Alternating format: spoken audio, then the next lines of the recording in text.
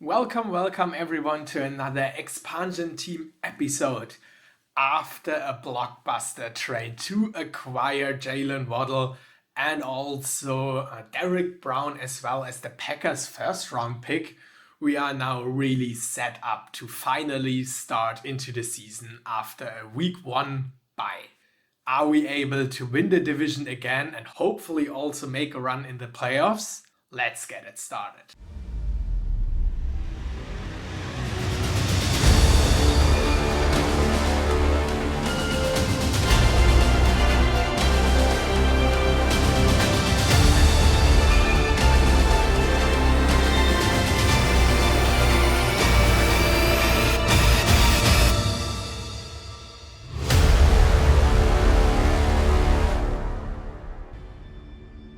Week 1 against the Tennessee Titans, who already won their first game, and we can win it. First regular season game for Caleb Williams. First touchdown, but also 1 interception.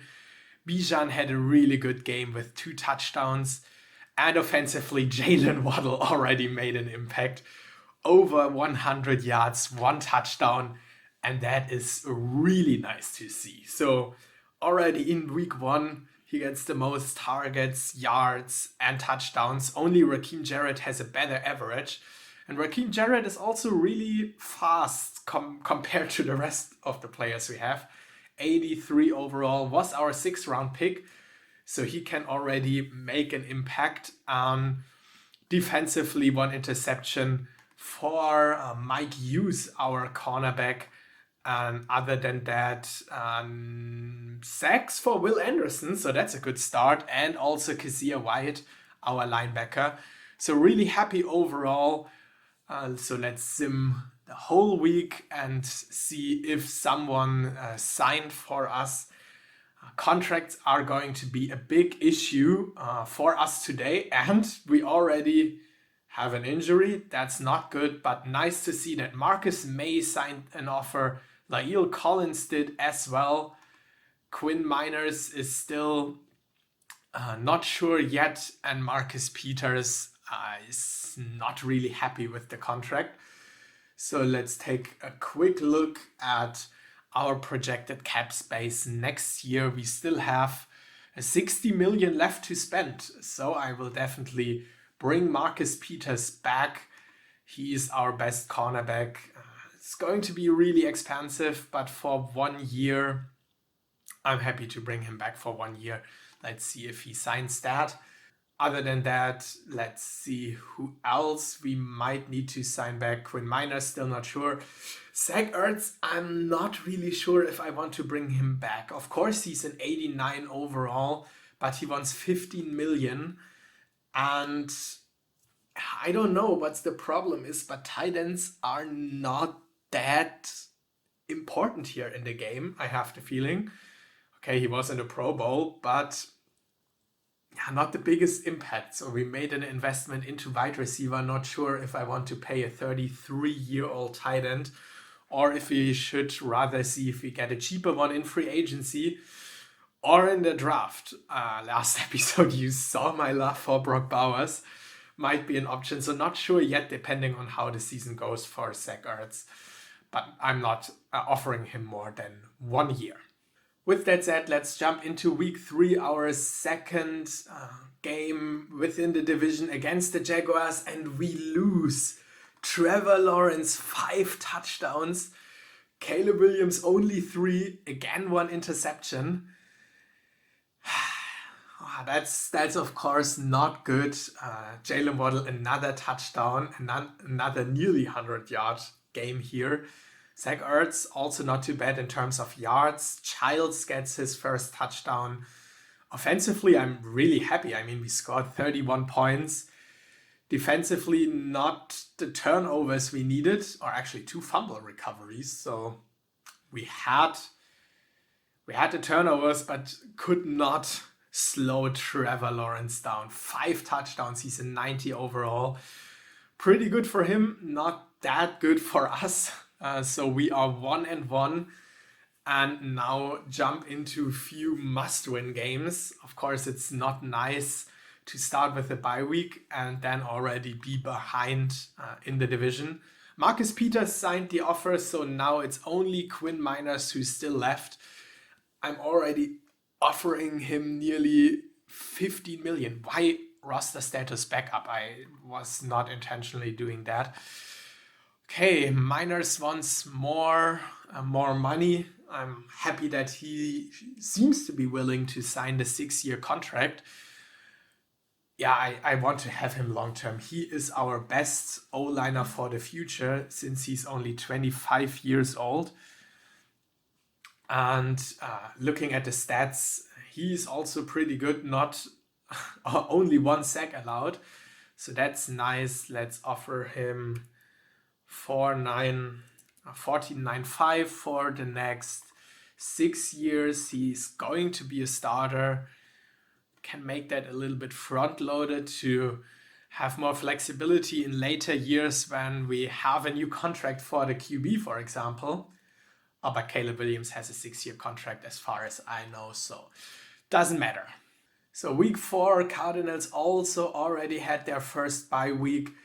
Both teams are 1-1, and now after this game we have another win. Really good, 42 points, and Caleb Williams with a 5-touchdown performance. That is really, really good. 90 overall. Wow. 9 touchdowns in 3 games, 2 interceptions. I'm happy with that. And yeah, value per snap was outstanding for this game. Pretty good performance from our rookie. And let's see who actually caught all these touchdowns. Bijan, also great rushing game for him. The offense seems to be so explosive. 5.9 average for Bijan in runs. And now we have another good Zach Ertz performance, so tight end actually does matter. Sam Brown, Waddle, Childs, and Seth Jones with a touchdown. Wow, that makes me so happy, as you can see. The offense looks really good, and also with the different weapons we have also out of the backfield, tight end 2, tight end 1, undrafted rookie free agent. That looks really good. And other than that, defensively, only a couple of sacks here. Cameron Hayward drops in another sack. Will Anderson, not this time. Not really happy with his performance so far over the last season and also this season. Does not seem to be a blue chip player so far. Quinn Miners still not happy, so we need to offer him more than 15 million. Player performance, yeah, lots of A's in here. Really, really good. I'm happy with our offense. I'm really happy with our offense. And also Devin Coles, our new long-term prospect on cornerback, makes a good first impression here. So let's see what we can do for Quinn Miners. Now we are at 200 million, so yeah, I won't sign back Zach Ertz. With Quinn Miners, we will only have 35 million left to spend, something like that. So yeah, we need to save some money for free agency and also for the draft class, because we have 3 second-round picks and a first-round pick. So let's offer that and hope that he signs. Week 5, we are playing against the Indianapolis Colts, so another game within the division, and then we already have 3 out of our ways. Would be important to get this win, and yes, 27-7. Tanner McKee, 3 interceptions, Caleb Williams, 2 touchdowns, 1 interception. Zach Ertz, our fullback CJ Ham with interceptions, and also a lot of sacks here for Kazir White with 2, Holcomb 1, Hayward 1. Looks good also in terms of interceptions. Mike Hughes, another really good game. So let's sim rest of week 5 and take a look where we are standing. We are on top of the AFC South just barely, because the Colts tied with the Jaguars.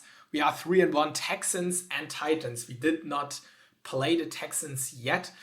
So it's not looking good for them. We are at least on pace to make the playoffs. Looks really good. And looking at whether Quinn Minard signed, no, not yet. He still wants to have more. Thankfully, not that many new injuries. And yeah, we need to sign Quinn Miners. He is a key piece for our O-line. Would be important to bring him back. Also, his development has been really, really good over the last few years.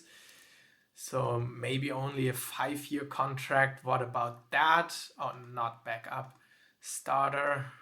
So after this really important win against the Colts, it's time for a quick college update. Georgia at 1, but only with 3 games, so not much yet to say about Brock Bowers. What about the other offensive weapon, Marvin Harrison Jr.? Ohio State is not in the top 25. And he's also a big reason why he battles injuries this season. 4 games played, not all of them full snaps, only 1 touchdown in 4 games, only 200 yards.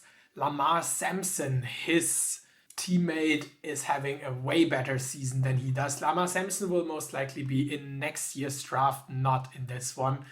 So not the best season so far for Marvin Harrison Jr. Another player we have our eye on is JARRETT, the edge rusher. I hope that he continues his last good season with 14 sacks. Only 2 so far in 4 games, but already 3 tackle for losses. So he is more a run stopper right now for Florida State. Alabama is also back in the ranking, and Michigan top 3. Also Texas in here. So Michigan and Texas. I don't want to talk about the QBs too much, but both JJ McCarthy and Quinn Ewers have a great season so far. JJ McCarthy is really agile and fast, has a great arm, and we can already see that in his season. Not for his rushing stats, so I just guessed that Michigan does not run the ball too much with their quarterback so far, but in terms of receiving, 17 touchdowns in 5 games, 0 interceptions so far. What a year for him. Really, really good. Also his percentage, over 70%. That is really good. So JJ McCarthy, currently the top favorite for first overall pick. But Quinn Ewers also not too bad. Also 17 touchdowns. He has 1 interception and not the best completion percentage. Has more yards as far as I remember. So for him also a really good year. I expect him also to go top 5. Another player to highlight is cornerback Isaiah Crowell. He has outstanding personality ratings, especially his work ethic is really cool and something that I'm looking for. Speed could be better. Not paying too much attention on those ratings right now. I rather take a look at his player stats. In 5 games, he already has 4 interceptions. He is a ball hawk and could be someone for the late rounds of the draft, depending on where the scouts project him to go. But Isaiah Crowell, one name to remember. So far, only the 2 QBs perform on a superstar level. There's still so much more college football to play. But first, let's take another look at our NFL season. Week 6, we are playing the 1-3 Raiders. Hopefully, this is a win. We need the 4th win, and we do 30-6. Now, not only our offense is looking really good, but also our defense. Derek Carr, no touchdowns again. Our defense holds our opponent's quarterback to at least 2 interceptions, no touchdowns. Caleb Williams, 4 touchdowns. That is outstanding. Bijan, at least over 150 yards. Jalen Waddle, 2 touchdowns. Sam Brown, 1. RAKIM Jarrett, 1. And also turnovers. We are able to create that. Cole Holcomb made everything in defense. Yeah, sacks are not that good. Again, Will Anderson, no contribution whatsoever to the team. Let's sim week 7 and now we are in week 8. Let's check our inbox.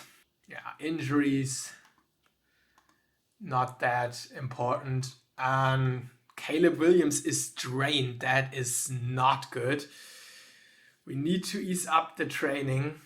Or was that from last week? Not sure. Quinn Miners still wants to have more. The Seahawks are 2-5. Our chance to get another win. It would be really nice to set us up on top of the division. Again, really great performance by our defense. Caleb Williams without any mistakes. Bijan as good as ever. Jalen Waddles making impacts and plays. And William Childs also developing really, really good. Our offense is so explosive. It's nice to see, and defensively not that many stats, unfortunately. But I cannot complain with holding our opponents only to 6 points. By the way, I changed the schedule for Caleb Williams, so he should be good again for this week. And finally, Quinn Minard signed the offer. It's actually more than I was hoping to give him. We are now at 16 million. So I guess he had a good season and wanted to have more. So for next year, he earns 18 million because the contract is front loaded. 90 overall, but again, he actually does not play that good of a season. But still, 90 overall is awesome in run blocking and hopefully also develops his pass blocking. And now for next season, we are at 215 million, so 35 million left to spend in free agency. And Cameron Hayward is at an age where he might retire, so that could free up another 21 million. Not that bad, actually. So really happy with we are in terms of contracts. We signed our most important players, and now it's time for a divisional game against the Houston Texans. Are we able to win against the 1-6 team? No, we are not. We lose against the Texans, and this time Caleb Williams with a bad performance. Also, Bijan could not save him. Actually, with every game over 100 yards, he needs to be in the league leaders. Let's quickly check that out in a second. But yeah, defensively, not that good. Also not that bad, allowing only 14 points. This time our offense let us down. And now we are in week 10 in a bye week, which is actually really good.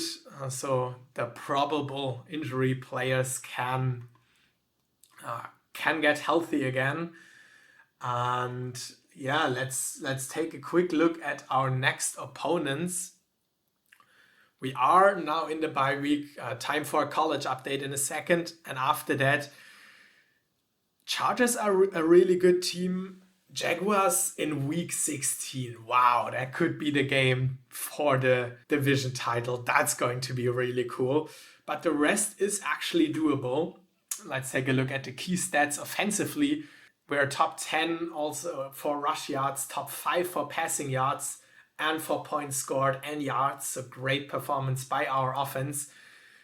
Defensively, we do not allow that many points, but we allow a lot of passing yards. Although our defensive strategy is on defending the pass, rushing we are really, really good. I won't change anything here for defense because it seems to work. This is the most important stat here. We're not allowing many points. League leaders Caleb Williams hopefully gets into the top 10 by the end of the season. So we have the passing yards, but we really have the passing touchdowns. Caleb Williams doing a great job there. Rushing yards, Bijan comes in second. I thought he might be first. And rushing touchdowns, he's top 10. That's really good. And Jalen Waddle, already a top 5 receiver for receiving touchdowns and receiving yards as well. So great acquisition here. But as I said before, we will sim the bye week and see where the standings are after that. It's time for another college update. Week 10, and we have some surprising top 25 teams in here. Minnesota and South Florida are currently projected to make the playoffs. Michigan just lost against Michigan State and now has their first loss. And Texas also fall down. So Quinn Ewers and JJ McCarthy still playing great, but not on a superstar level. Quick look at Minnesota. Ethan Kaliakmanis, if I pronounced that correctly, is their starting QB. He is a senior and currently plays without that many mistakes. For South Florida, Travis March is the QB. Same here, not too many mistakes. Plays a really good season to help South Florida to win every game so far. Ohio State is getting better. They are now 6-2 after starting the season 2-2. LAMAR SAMPSON still the leading wide receiver for the team. He's really good, a prospect for next year. 8 touchdowns. Last year had a really good year, so he's someone definitely for next draft who could go top 10.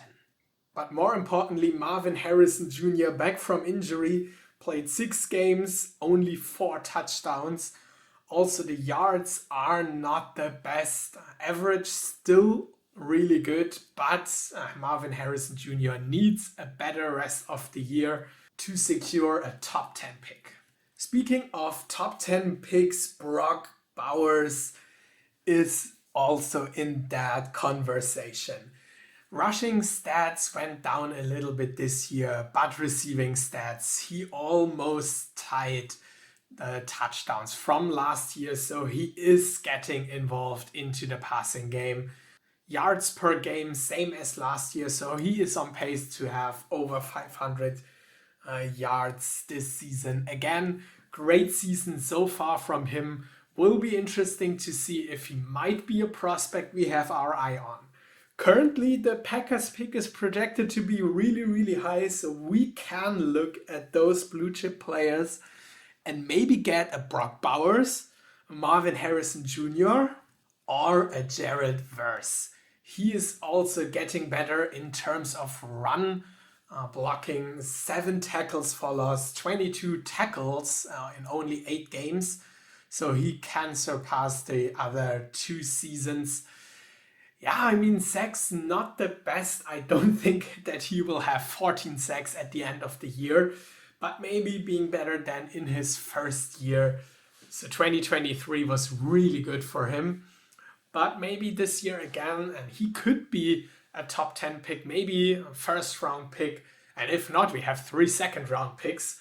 But edge rusher is, of course, a position I have a closer look at. As we know, most good edge rushers here are juniors, or freshmen or sophomores, and not that many seniors. One player up here with 13 sacks is Jordan Calomisi. He plays at Marshall, so not the biggest college. 3-star recruit. Personality is nothing too special. The ratings are not special at all. I mean, he looks not that good. So I assume he could be an undrafted free agent or maybe a 7th round pick. We need backups and rotational player on edge rusher. So I already wrote his name down because of this 13 sack season. Did not play in the last 2 years. So this is his first season to start. And it's a pretty good one. 10 hurries, 11 knockdowns, 4 tackles for loss. So he's a pure pass rusher, I would say. Not that involved in the rushing game, but he already has 23 tackles, 2 safeties. So his stats look awesome. I'm really intrigued by this player. And although the ratings are not really good, he is someone I have my eye on. In terms of tackles, lots of freshmen in here. But Mohamed Jame from Northern Illinois looks good, the free safety. 3 sacks, 4 passes deflected, 1 forced fumble. He's in the top 10 for tackles. He might be a player for us. And same for Keenan McCady at 13. He's also up here with 1 interception, which might actually be a pick 6. Also lots of tackles. Just to mention a few other defensive players I had high focus on offensive stats in the last few college updates in the last couple of seasons. So I wanted to dive deeper into defense because we cannot just draft offensive players, although we might just do that again this year with Marvin Harrison Jr. or Brock Bowers, but could also be Jarrett Verse. Let's worry about that later, and first, hopefully, secure a good Packers pick and, of course, secure the playoffs. Let's sim week 10, and after that, let's take a look at the standings. We are still on top of the division, so I guess the Jaguars also had a bye week. Right now, they are 6-2-1, Colts are 6-3-1. So it's going to be a really, really interesting race between Jaguars, Colts, and the Wolverines. Chargers are the best team in the AFC. We still play against them. And looking at the rest of the league, Green Bay Packers 1-8. That is really cool. We have their first round pick. Might be a top 5 pick. Jordan Love is not playing good with his intelligence. Wow, 7 touchdowns, 10 interceptions. I wonder when the Packers are going to bench him. Let's take a closer look at that. That might be a really cool surprise. It's time to play the 5-4 Denver Broncos, the first real challenge, if I'm not forgetting anyone outside of our division. We had a pretty good schedule so far. Can we win against another team with a winning record? We do 27-20, and we are now 7-2. Caleb Williams, 2 touchdowns, 1 interception. Not the best game from him. St. Brown this time with the best receiving game here. Jalen Waddle drops in another touchdown. That's really cool. Bijan again with over 100 yards, and defensively, Bobby Okereke, 2 sacks. Will Anderson, finally his 2nd sack of the season. He's at an 85 overall. Not sure why he's not that good so far. Only 21 years old, so the contract is, again, for 5 other years. He can still have a breakout year. Already doubled his sacks from last year. If he's doing that every season, I'm not complaining. But yeah, looks really good. Let's see if someone got injured. Bijan is out for 1 or 2 weeks, and we are playing the Chargers. That is not good. Let's take a quick look at the standings. We're 7-2, Jaguars are 7-2-1, and the Colts had a bye week, I assume, so they're 6-3-1. And the final 5 games of the year are the Chargers with a 9-1 record, Niners, Chiefs, Texans, so those 3 games should be doable. But we lost against the Texans, and in the final week of the season, we are playing the Jacksonville Jaguars. And with that, kind of ending on a cliffhanger would be a nice way to finish the episode. We are playing the LA Chargers at the start of next episode. That is going to be the most difficult game so far. If we can win it, that would be really important. With a 7-2 record, we are on a good pace to make the playoffs. Of course, if we have 5 losses in a row, we would not get into the playoffs. But Caleb Williams plays an awesome rookie season so far. Jalen Waddle, great acquisitions. Mike Hughes makes plays on cornerback. So it looks really, really good. Will be interesting to see how the team is performing in the most important stretch of the season. Next episode. Thank you for watching, and hopefully see you next week for the final games of this season. Bye bye.